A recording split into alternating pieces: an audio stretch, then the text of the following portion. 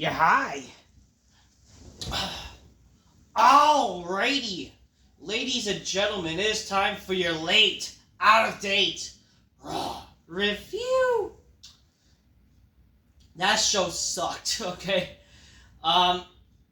Really wasn't worth watching. To be fair, I knew the show was not going to be worth watching by how it looked, and there was nothing that they hyped to make you intrigued of the show. What I literally did last night, as this is recorded, I was with my buddies. I mean, we just went to a local place where we could just play pool and watch football. I only kept track with Raw because of with my phone, seeing on Facebook with the results with a Facebook group I follow, and I saw the results when I got home.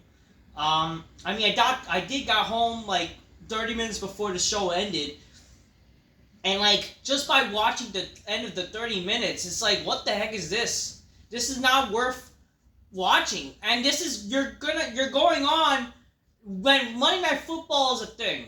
Okay, Monday Night Football is a thing, and you're gonna struggle. You're gonna get the most garbage ratings possible, and it's not because TV, because of cable. People let's have no cable. That's bullshit. Okay, people are watching football, right? And I'm not. Again, this is not me being some big football fan. I'm not the biggest football fan there. I'm a casual football fan, if anything. You know how there's casual wrestling viewers? I'm a casual fucking football guy. I watch fucking sports casually. That's basically what it is. And Monday Night Raw, there's no casual viewer that's going to probably be intrigued as how it looks. No casual viewer is going to be intrigued with watching Monday Night Raw. No one's going to want to be intrigued of watching Pete Dunne and freaking some shitty wrestler number 1, shitty wrestler number 2, Zoe Stark, bullshit, it's the truth. No one's gonna care about watching these garbage ass shows. Grab your Coca-Colas, drinking my Nestle, Spider-Man bitches go, oh shit. I don't have my colas at the moment because I just took some supplements, and I'm actually gonna be on my way to the gym right after this. So right after this video uploads, I'm going to the gym. And this may be uploaded, instead this video may be uploaded probably, I don't know if I'm even gonna upload this tonight, maybe in the morning, Wednesday morning or something. We'll see what we can do, folks. Okay. So we're gonna go through the show. The show started with CM Punk. Wow, he returned. I hate WWE overusing the whole WWE returning bullshit. I really hope that they're they are really overusing that shit. CM Punk returning, Roman Reigns returning, everybody returning. Just say they appear. Ever heard the word appear? I thought Vince McMahon, I thought, he has amnesia and forgets things, but is Triple H getting amnesia now? Whatever. Okay, we're gonna talk about the shows. My God. Show started with CM Punk, and for no reason, they decided to not have Drew McIntyre on the show, and I'm just thinking to myself, why? In what world does it make sense to not have Drew McIntyre on the fucking show for? Why is he not on the show? He's gonna return next week. Great, another return. You see, these are not returns. These are just them just returning after 1 week. That doesn't give it the option that they should use return in the word.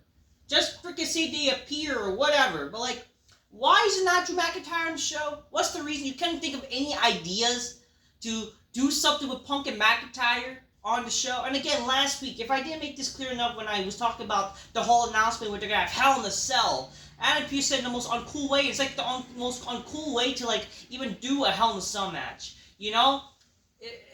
or even hype up a Hell in a Cell match. We're gonna have CM Punk McIntyre 3. And then we're gonna announce this match because McIntyre was trying to intimidate his buddy or something. I don't know what to say. Anyways, let's talk about Punk. Okay, the show started with CM Punk. He says, I'm at the point in my career that sometimes people ask me how many matches do I have left in these bones. And depending on how you feel about me, the answer is either widely disappointing or it makes you tremendously happy. Because the answer is I'm more than you think. When I came back to WWE, I did not want to make friends or necessarily mean I came and make mortal enemies. But that's exactly what I've done, so that the only way to end this between Drew and I is inside Hell in a Cell. I feel a little bit of naive to think that I thought this was over because I touched 4 turnbuckles in Berlin. I mean, shouldn't he think, like, isn't he a fucking wrestler? You know, to think, like, these things. I thought this guy, like, you know, he likes to talk about how, oh, people kicking out of 2 would be tend to be shocked about it when it's, like, not even a finish, you know? Like, that's what he said, but you're surprised? Maybe Drew was a little bit naive to think that this is going to be all over. Because he chucked me in Chicago months ago and tried to drag my wife and dog into the mess. We probably all agree it should have stopped. The second time Drew sent me in the hospital 2 weeks ago, but I'm too damn stubborn.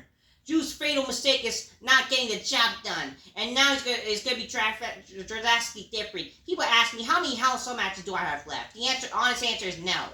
Is 0. My little sister asked me not to do this. My wife asked me not to do this. Maybe an angel, my shoulder begged me to not do this. So, armed with all that information, please allow me to tell me exactly what I'm going to do. The last time I was in Portland, I sat there and I told Drew, if you push me far enough, I become the devil himself. And now the devil is here. The devil is now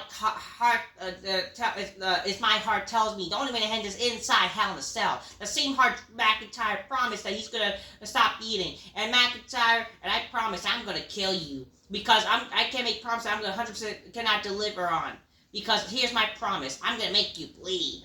And I'm gonna promise that I wouldn't give that you're gonna have to kill me if you're gonna have to kill me because I'm prepared to die, and I am prepared for this heart to stop beating. I am prepared to always be over. I had a great career. If this is it, so be it. I'm prepared to be that this is the end of CM Punk. And if you're prepared to end, and if you're prepared to be the end of Drew McIntyre, I'll see you in hell. The promo's not terrible. The thing is, like, I would wish this was the promo, like, I don't know, again, basing this stupid storyline based on a stupid bracelet was stupid. It should have been heat throughout, not just about fucking bracelet, okay? But, like, the problem is, McIntyre, in what world would McIntyre be afraid of Punk when Punk, you know, oh, he's gonna kill McIntyre or whatever, when the guy lost in UFC? What believable is that? Like, when a guy who couldn't win a UFC fight is going to be able to beat Drew McIntyre, and especially inside Hell in a Cell? And second, again, with this type of promo, like, I would have liked this promo if, like, oh, you know, they have, like, a no-compete clause or no contact clause. If, like, let's say if something was, like, last week, Punk was to attack McIntyre. I don't know, something. You know, this would have been fine. But again, like, McIntyre not being on the show, not doing whatever. I wouldn't mind if they just did a promo on this show, and then next week, just something, like, you know, but just, like, something. Like, they couldn't have something where they had just heats with each other. Like, I don't know, man. It's like, it's like, also, like, what are we gonna look forward to on Raw? Like, on Raw, like, it's so boring. There's no heats between any wrestlers. It's just one wrestler have a segment and then we have to believe that's done, unfortunately. And it's all fucking retarded. They only did one thing that made sense tonight in terms of heat, but just like no one really cares much, you know? We'll talk about it. First match, Pete Dunne. Yes, Pete Dunne defeated Sheamus. Now he did it with some cricket bat or whatever, and nobody cares. Really? And here we are with 50-50 booking garbage. Backstage, Jey Uso tells the Terror Twins that I'll be having your back. I'll be having your back. You know, with Dominic Mysterio. Like, why all of a sudden now Jey Uso is buddy with Damian Priest? Like, where was this all of a sudden? And now Rhea Ripley having eyes for Jey Uso. Where was this ever led up to, like, okay, you want to hang out? Like, it was never really established, except, like, oh, get it? He wanted to flirt with Rhea Ripley, like, months ago. But nothing came from that, besides, like, last week. It's not like it was established, like, hey, you know, I know you single, but let's mingle. Like, nothing like that. Nothing like that happened. You know, he didn't get to ask, like, Ripley, hey, yo, I know you went away from Dominic, but let me invite you to the big black couch. Like, he didn't even do that shit. Like, what the fuck are we doing? We see Strowman talking to Miz in the locker room. Braun is not feeling 100%, but he's going to not make any excuses. And Miz wishes Braun some luck in this match. Bronson, whatever. He asked Braun that he meant what he said about the Miz. No match with Bronson Reed. And here we go. We're going to see the general Miz going back to heel cliche. No one cares. Second match. Natty Neidhart defeats Zoe Stark. No one cares. Kathy Kelly's backstage with Rhea Ripley. She asks about her current condition, about her injured knee, and then Finn Balor joins confidence like, I want to catch Rhea after a long time. I feel like, you're just as bad as Damien. We're all family, but you only care about yourself. And I'm tired of you blaming everything's gone with the Judgment Day. You're the reason why I'm the not world champion, and the Terror Twins, roaming a musk caring about themselves, supposedly. Rhea's like, you should have liked my face, because we were family. I love my family. And I wanted to make it, now you want to make the Terror Twins the bad guys in a little fictional story. And that bad blood, the Judgment Day will know how bad the Terror Twins really are. And then Finn tells Ray, like, now, I'm going to tell you why I'm telling you something. I convinced Dominic to be with Liv. And now, and then Jey Uso steps in, like, do we have a problem here? And then Finn says, you should focus on your title match against Braun Breaker. And then, like, Jey Uso's like, don't worry, I don't got my focus yet. I'm about to win. And then Rhea Ripley's like, like, when was this established that for some reason they now have developing feelings for each other? Did I miss something? Oh, the reality era, Twitter, shut up. Jey Uso showed, I said, man, see to eat. I got my match with Braun Breaker first. I'm sorry to be, this will be my first ship in WWE by singles. But I'm only left in the bloodline. Now I don't need help, Oos. Because I'm going to be on my own. Going my single sound, man, because baby, Jey Uso going to be here. Take this shit, like, shut up. I hate his promo style. I'm not going to lie. It's so fucking irritating. Like, talk like a normal person, yee. Ugh. Braun Breaker says, do we have any Birkin and Lord? Whatever, like, whatever. Again, we gotta mention this stupid name. I told you I'd stay away, but you are, and you are relentless pursuit for my Intercontinental Championship. So inspiring that what you doing out here, trying to prove the world and the entire world, your family, that you can all do this yourself, but you don't need the help of your family. The 16 championship here, I did my horse last time we spoke, 14 years. You've been here, and you haven't won anything, but I did it by myself, and I did it in months. Well, I did without my father, my uncle, and I did without the name. And now this is my family. I don't need my family, because I'm being the Intercontinental champion. Next week, we'll fight for this championship. I'm going to expose you, Jay, and there's nothing without your family. I mean, that's not wrong. It's just my thing is, why can't they build this to the pay-per-view? Why always do they do these meaningless title matches on Raws? Like, I don't mind a title match on Raw, for example, or a title match on TV, like, for example, with SmackDown this past week. You gotta build it up, and it's still gotta declare the idea that these are important titles that should happen on pay-per-views. We have not had an Intercontinental Championship match since SummerSlam, and if you think about it, even before SummerSlam, like, on a pay-per-view. Actually, I take that back. We kind of did, but, like, we barely noticed it, It's like every time they have these mid-card titles, not even just the Intercontinental title, it's the Tag Team Championships, for example, tonight. It's like, what, is that your way to make people care about the show with these title matches, even though people know these are predictable as fuck? It's like they barely even change the titles anyways, not that people care, but it's like, great. These meaningless title matches where there's no build and storage for these matches, and then whatever. It's occasional they'll do occasional title changes or whatever. It's like every time they do these title matches without any proper build or story to happen for the pay-per-view, and they just do it on Raws and SmackDowns. Whatever happened to building to the pay-per-views? Like, for once, can we have a story be built to the pay-per-views? Why can't we have these title matches happening on pay-per-views? Why can't this be on the pay-per-view? Not just saying, like, there's not really, like, much of a story with this feud. I mean, I guess they're trying, but, like, at the same time, it's whatever. Like, but at least build it to the pay-per-view. Why we gotta always have these title matches on Raws? Like, is that a reason to make people pretend to care? Like, oh, this week was a tag title match. Now next week the Intercontinental title match. Do something, for fuck's sakes! Whatever, then Jey Uso says, I see you. You know, you got a dog in you, Uso. I promise I ain't not gonna take you lightly. But like you said, how long you been here? 6 months?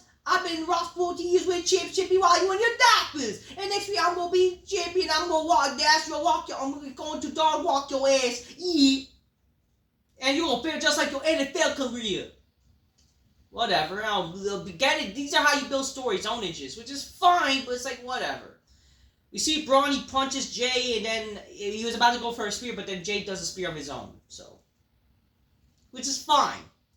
I don't mind if they were to do, like, let's say, if they have their match, at least in the pay-per-view, to have another match, fine, you know? But we know that's modern WWE, they're not going to do that.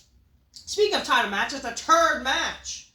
The Judgment Day defeats the New Day because, the LWO got involved with the Judgment Day got involved, and then Kofi and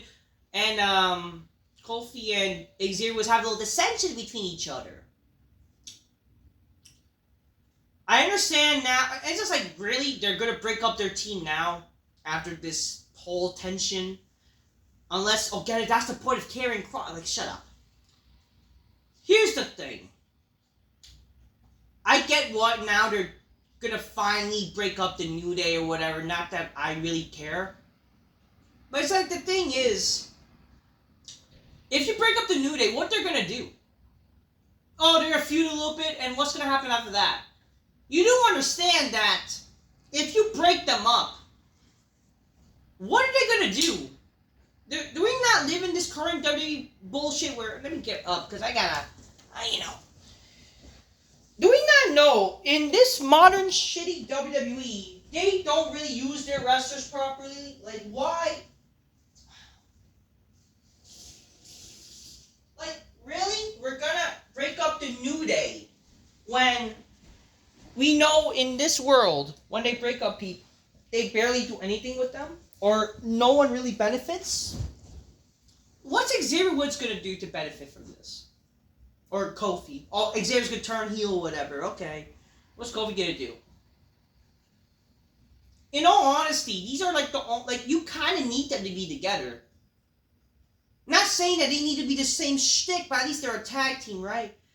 But, again, what you could do the whole bullshit that they go after singles titles as a tag team.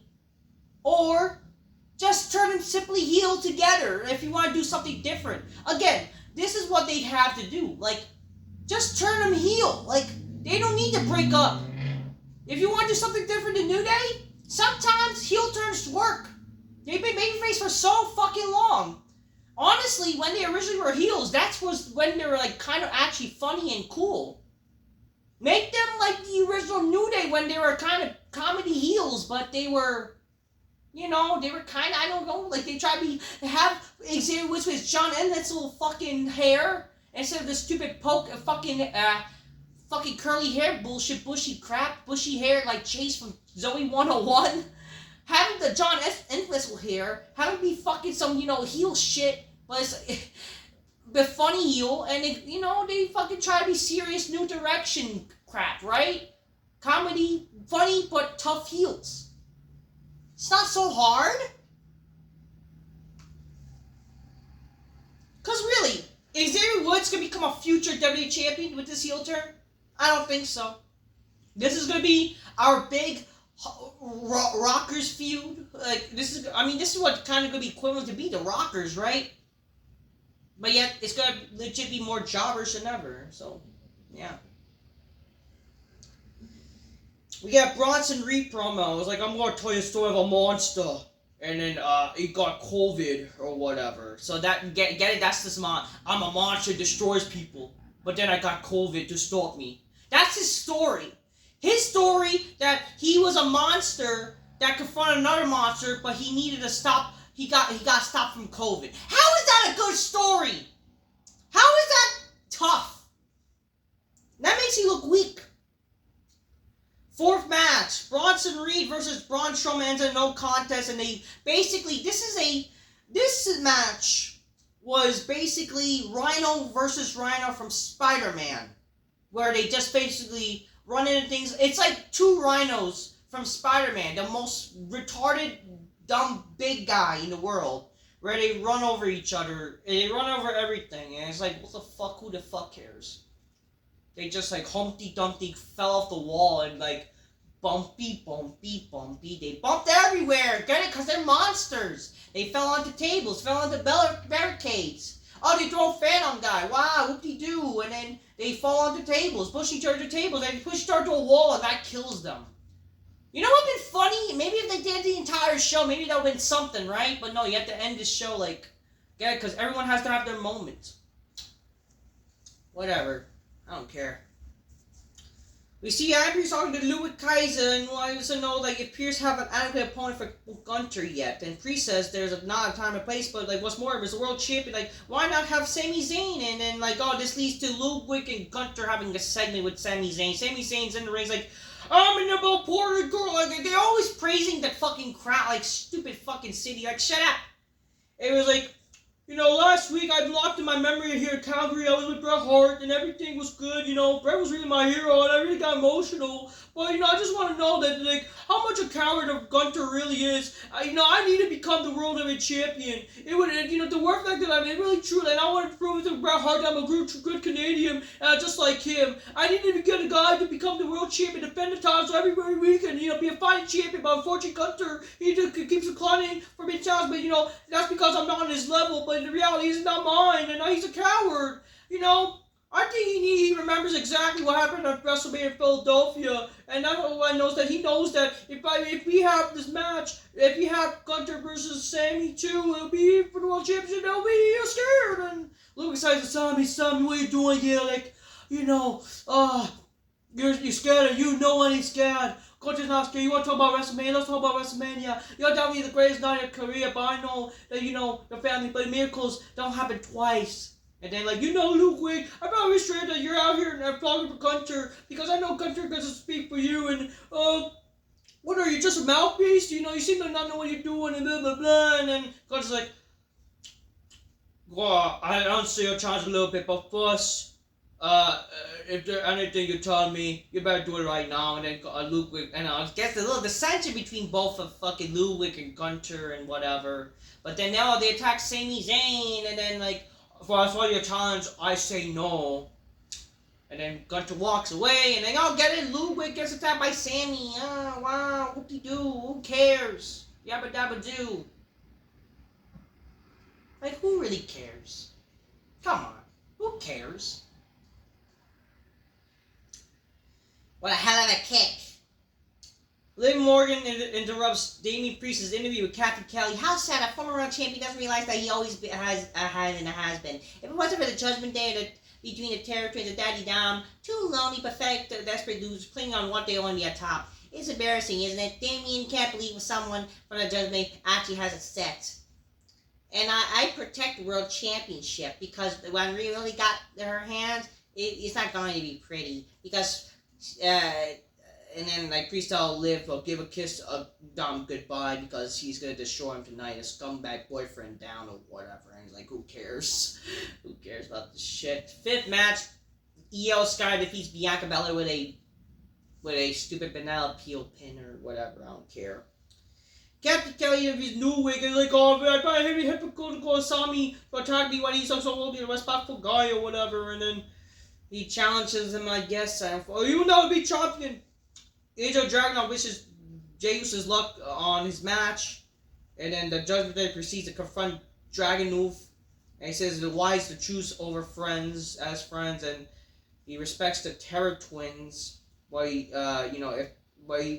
much more to say than any member of the Judgment Day, and Finn gives Idra one last final warning. Because Idra are gonna feud with the Judgment Day now. Who cares? Next week on Raw, McIntyre responded to CM Punk and Sami Zayn versus Ludwig Kaiser, which is basically the same shit what they did with fucking Orton. Like Brock Breaker versus Jey Uso for the World Championship next week. Whatever. The main event, Damian Priest won against what was it, Dominic Mysterio. Not that I care for the match. I don't know, whoop-de-doo, whatever. This was the main event.